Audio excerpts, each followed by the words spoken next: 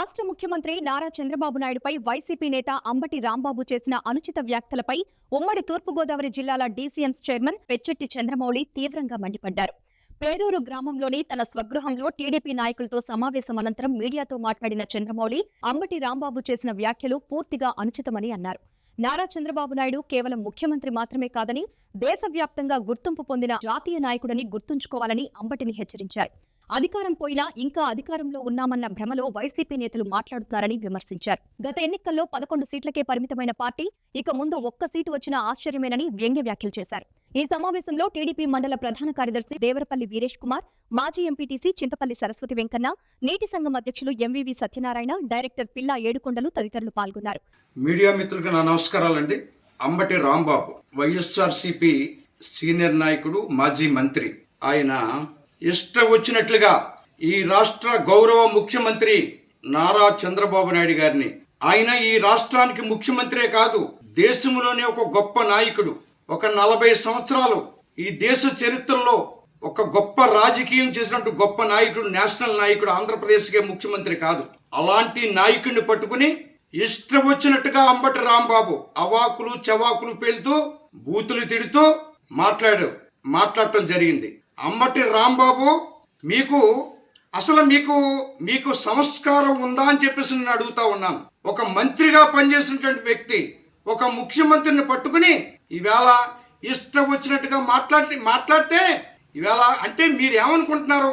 ఇంకా మేము అధికారంలోనే ఉన్నాం అంటే మేము అధికారంలో ఉన్నామని మీ భ్రమలో ఉన్నారు. మీకు ఇంకా కూడా మీ ఎవ్వరికి కూడా మీ నాయకుడి దగ్గర నుంచి కింద వరకు కూడా మీరందరూ కూడా ఇంకా అధికారంలో ఉన్నామని మీరు అనుకుంటా ఉన్నారు.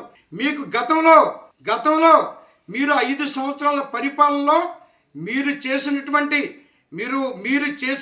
దుర్మార్గాల్ని, దుశ్చర్యల్ని ప్రజలు అన్నీ చూస్తున్నారు. అందుకే మీకు 11 సీట్లు ఇచ్చే విధంగా ప్రజలు తమిరి కొట్టినా మీకు ఇంకా బుద్ధి రాలేదు. మీరు ఇష్టం వచ్చినట్టుగా మాట్లాడుతూ ఉన్నారు.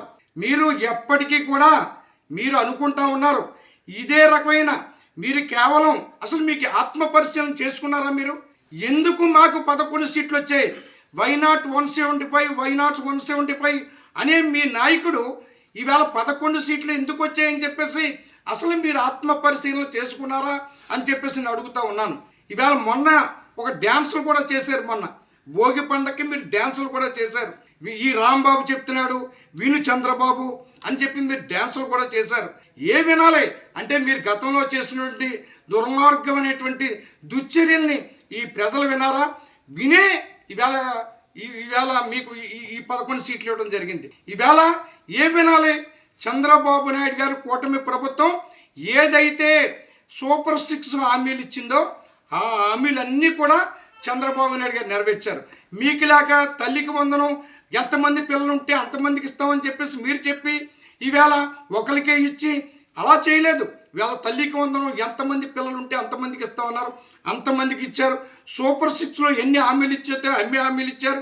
ఈవేళ రాష్ట్ర వ్యాప్తంగా ఉన్నటువంటి ఈవేళ రోడ్లు కానీ ఇవన్నీ కూడా బ్రహ్మాండంగా వచ్చిన తర్వాత ఈవేళ అన్ని కూడా ఓ పక్క సంక్షేమం, ఓ పక్కన అభివృద్ధి ఈవేళ చేస్తూ ఉన్నారు. ఈవేళ ఈ రాంబాబు చెప్తున్నాడు చంద్రబాబు వినని ఈవేళ డ్యాన్సులు కడతా మీరు మాట్లాడారు కదా. ప్రజలు చూస్తూ ఉన్నారు, ఇవన్నీ కూడా చూస్తూ ఉన్నారు, మిమ్మల్ని చూస్తున్నారు, చంద్రబాబు నాయుడు గారు కూటమి ప్రభుత్వాన్ని కూడా చూస్తూ ఉన్నారు. ఈవేళ ప్రపంచవ్యాప్తంగా చంద్రబాబు నాయుడు గారు, లోకేష్ బాబు గారు ఈవేళ మొత్తం తిరుగుతూ ఈవేళ దగ్గర 10 లక్షల కోట్లు ఈవేళ అభివృద్ధి పనులకు తీసుకొస్తూ ఉన్నారు. అప్పుడు మీ టైంలో ఏం చేశారు? ఈవేళ ఏదైతే పోలవరం ప్రాజెక్టు మీరు మంత్రిగా పనిచేశారు, ఎన్నిసార్లు హామీలు ఇచ్చారు? ఎలా ఏమైనా నెరవేర్చారా మీరు? ఈవేళ ఏదైతే ఈ కూటమి ప్రభుత్వంలో పోలవరం ప్రాజెక్టు ఈవేళ వస్తుంది, ఏదైతే అమరావతి కూడా పూర్తవుతుంది, ఈవేళ అన్నీ కూడా రాష్ట్ర వ్యాప్తంగా మీరు కలలుగన్నట్టుగా మీరు ఈవేళ ఏదైతే ఈ ప్రభుత్వం మరొక 20 సంవత్సరాలు కొనసాగుతుందని చెప్పేసి ఈవేళ పవన్ కళ్యాణ్ గారు కూడా ఇంకొక 15 సంవత్సరాలు ఈ ప్రభుత్వం కొనసాగాలి, ఈ కూటమి ప్రభుత్వం కొనసాగాలని ఆయన కూడా చెప్తా ఉన్నారు. ఈవేళ బీజేపీ ఈవేళ అండతో, మోడీ గారు అండతో నడుస్తున్నటువంటి ఈ ప్రభుత్వం ఈవేళ చక్కటి ప్రభుత్వం అని ప్రజలందరూ కూడా భావిస్తూ ఉన్నారు. ఈవేళ ఏదైతే సంక్షేమం, అభివృద్ధి ఈవేళ బ్రహ్మాండంగా రాష్ట్రంలో జరుగుతుంది, ప్రజలంతా కూడా సంతోషిస్తూ ఉన్నారని చెప్పేసి కూడా సందర్భంగా తెలియజేస్తూ ఉన్నాను.